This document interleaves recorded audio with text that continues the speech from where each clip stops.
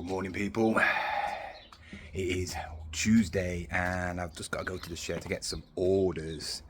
I have wrapped some already, but I'll tell you what they are when I get out of the shed. I have sold another walker. This is not the one, but it's the blue version. Sold it for $39.99, so yep, walkers do sell. But I'm looking for something that I didn't pay anything for. Where would it be? Here we go.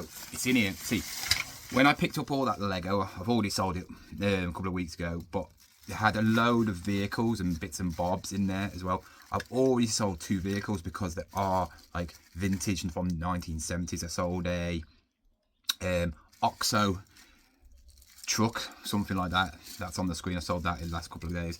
And I sold something else, a little like cargo airport truck thing. But I've sold something that I actually know about because I used to watch it. So here we go. I've just found it and I've sold a Dogtanian figure from the 1990s, I think it is.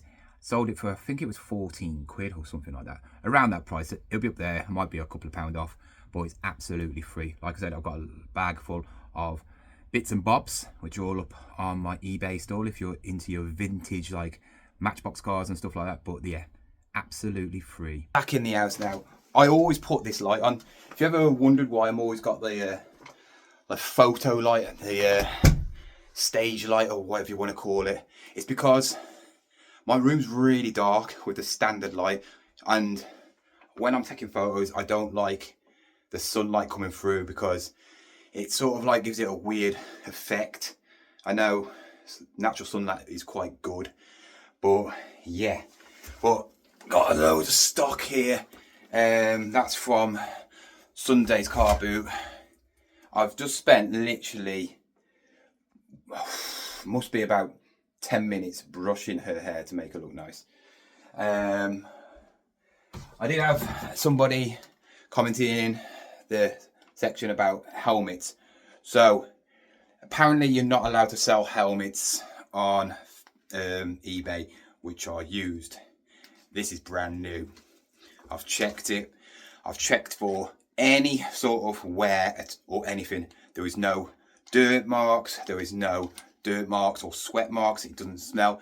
Right? Like I said, I did biking for a long time, and if you're wearing a helmet, the first day it's gone. You know, you'll get grub marks. You'll definitely get sweat marks in that bit there, and it is completely fresh. There is no scratches on it. There is no dents. There is nothing wrong with it. So I'm going to sell this, not on eBay. I'm going to sell it on Facebook Market. Sold helmets before. Some people like a bit funny about selling stuff like that because if somebody crashes and something happens, then, you know, is it on my head? It's a touchy subject. It's like selling a second-hand car. You know, somebody else has used it. If they could say they've looked after it, but you know, I've bought cars and they're falling apart on me. I'd had a steering wheel rack go on my car from a car dealer's. I literally pulled off and the steering wheel went straight like that. So imagine if I had done it when I was driving. So it's one of them touchy subjects, but like I said, will put in the description that it is like new but unused because that is definitely not been touched. Another thing I sold on eBay was this. It's a Ralph Lauren baby grow, brand new with tags, and I sold it for about 17 quid. Paid £1 for it. I'll list all these today, so all the minions, I've just checked if they're all clean and they're fine. Gonna like bundle them up. I've got some of these dolls. They work out about £6 to £7 each. Bundle them up. And then I've got the flats to do. So pretty simple to do this because I'll just take a picture of one and then I'll just put it as quantity of 7. Also, last night I picked up some dinosaurs. I absolutely love like Jurassic Park stuff. You know, it sells well. It keeps a price. It doesn't matter how old it is. You're always going to get good money for it, you know, if you get the decent ones. And somebody on Facebook Market was actually selling a load of dinosaurs, and one of them I had to get because I've never picked up this one because it's so hard to get and it's expensive. These are the dinosaurs I've picked up, but that one is by far the best. Blue is by far my favourite character, with obviously the T-Rex, but Blue, Colossal Dinosaurs, you're looking around 60, 70 quid brand new for one of these, because they are the big ones. You can eat other dinosaurs, and then there's a little, like, bit there where you can open up and, you know, you can grab the dinosaurs back out. These sell for anything between £40 to £50. I've sold loads of other ones, like that, the Colossal ones, and the T-Rex Colossal ones. They all sell for around £40 to £50. A lot of them seem to go abroad as well, though. So I don't think they can get these sort of figures over there. So when I put this on today, I guarantee it'll probably go abroad. I picked up also a Spinosaurus, a Indominus Rex. I'm trying to remember. Another Indominus Rex. This is like the Imagine X ones, and that's Imagine X one. Never picked up one of them. And obviously a good old T-Rex. This one doesn't roar. This one's just a one where you move the mouth. That one does make the sounds, but the batteries ran out, and that one doesn't make any sounds. That one does, and it's got that. I've already got one of these, but I haven't got this. So this one I actually can probably sell for a little bit more, and that one doesn't make any noises. It just goes, yeah. Anyway, I picked all these up for 30 quid. I only wanted some, and I was only wanting to pay 20 quid. She said 25, so I said okay, because that alone will sell for, like I said, about 30 to 40 quid. So all these then will be free money. You're probably looking about 10 to 15 for that, probably 15 to 20, 15 for 20, 15 to 20, and probably about 10, maybe 15 for that. So I'm going to make a good profit after I've sold them all. I have just sold this brand new, paid a £5 for it in a charity shop, and it's just sold for £21.50. So now sat down, this is the main part of the video. This is what the video is about, and you've seen all the stuff I've picked up. Some of it was from Facebook, some of it was from charity shops, some of it was from the car boot. And the majority of the stuff I do pick up is from car boots. But sometimes you can get ripped off at car boots. And this video is to help you not get ripped off, to not get scammed, to not buy something and then find out it doesn't work, or it's loads of bits missing and you just wasted your money. Because if you buy anything from a car boot, you're not getting your money back. Trust me. Doesn't matter what you do or what you say, you're not going to go back and ask for a refund, because they don't have to. So now I'm going to tell you the car boot hacks that will help you not to get scammed or end up buying rubbish that doesn't even work. And I don't want you to lose money from it, because if you want to resell stuff, and the worst thing you can do is come back home with this nice thing that you think you're going to make a good profit off, and then it's got battery acid and it's knackered. First of all, I would say when you're going to car boots and you're checking items, just check them properly. I know it sounds stupid and so obvious, but all of us are in a rush at car boots, especially resellers. We are wanting to go around that car boot as quick as possible, because we know other resellers are around that car boot trying to buy stuff. And I personally don't think that I want another reseller. Yes, we all supposed to be in the community, but come on, we are against each other. When it comes to a car boot, you see it, we're all rushing around, we look like wildebeests, and we're basically trying to get as much stuff as possible before anybody else. But the thing is, doing that, we're not taking our time. So we're picking up stuff, thinking it's going to make a profit, we don't even check it, and boom. We get home and yeah, it doesn't work, or it's broke, or it's missing pieces. So first of all is just check the actual item. The next hack is taking some tools with you. Just get like a penknife, you know, a multi-tool penknife, or a basic little screwdriver set with flatheads and all that lot. There will be times when you're going to come across things that need batteries, and usually they don't work, and you don't know if they don't work because they are broke, or maybe because they haven't got no batteries in.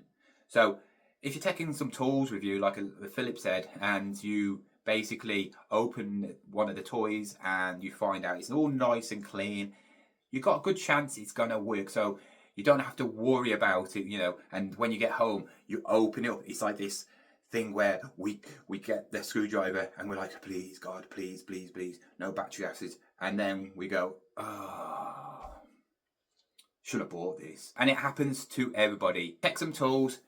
You're carrying a bag anyway with you. Put them in there. If you've got a trolley, you've got a trolley to push them in. I mean, they don't take up much space, and you know what? It could save you some money. But the next act is actually to do with the tools. If you're checking and opening it up with your tools to see if it's nice and clean in there, why not just take some batteries with you? Because if it looks nice and clean, it doesn't mean it works. It could be broke inside. Something like the wires could have been pulled out and it might not work even if it does look clean. So what I would take is double A's, which are in most things. You usually have 4 of these in most things. I'd also take these ones. These are the C batteries. They're a bit more chunkier. These are usually in bigger toys. I would say ones that are really quite advanced, more, you know, got moving parts. Like for instance, the For Real Friends ones, what I have. They take 4 of these babies. So yeah. And they can be worth a lot of money. As you know, For Real Friends can fetch up to like £40–50. So take some of these with you, make sure it works, and you know what? If it all works, you're on to a big, massive profit. Also, I take some AAAs. They're like the smaller version of these. And then finally, the small little batteries, what you usually get in watches and that, because actually some toys, especially like this one, I actually didn't know this actually took them, and it takes 3 small batteries. So you know what? This is quite a valuable little toy. You're looking about 20 quid for one of these, like I said. And if it does work, you're laughing because they are very popular. So you're probably thinking, well, what about electronic stuff? You know, stuff that doesn't take batteries but takes plugs. And there isn't much you can do. I know a car boot near me that actually has a person with a generator, and you can test anything for 50p, which is great. But the only trouble about that, you try and buy something off somebody, take it to a man who will plug it in for you for 50p, and then if it doesn't work, take it back to him and say, this doesn't work. He will just tell you to do one. He won't care. So yes, it is a good idea, but not many car boots do that. There is not many things you can do, you know, when it comes to, I would say, electronics. It's really a risk. The only way I would think you could do this is if you buy yourself a little battery pack. You can buy them from Argos, you can buy them from like Alphas and that. It's like a little booster pack you carry around with you. You can put it in your trolley and you charge it up at night time and then take it with you to the car boots. That could work, but then you still, like I said, if you've got like DVDs or a VHS player, how are you going to test it? You know, you're not going to take a TV because there is more to a VHS player, a DVD player, than switching it on. At least if you do have a battery pack, you can actually try it and see if all the things come on, see if the a tape comes in and out. I know it does sound a bit of a mission just to get something to work, but if that is your niche with all electronics, it's going to save you a lot of money, because a lot of these do get chucked about and bashed, and I have had quite a few that have never ever worked, so it does save you a lot of money. And finally, yes, I will not leave you out, clothing people, because I know there is a lot of clothing people out there, but it's all about fake stuff. Biggest thing about car boots is fake clothing, fake shoes, and you see it obviously when you walk past certain things. They have got brand new Nike trainers in boxes, a whole like 4 tables full of bagged North Face padded coats, and you're thinking, yeah, you're a fake seller. So if you do see anybody like that, just skip straight past them. There's no way a person of a car boot can sell that amount of stuff, which is all brand new and it's legit.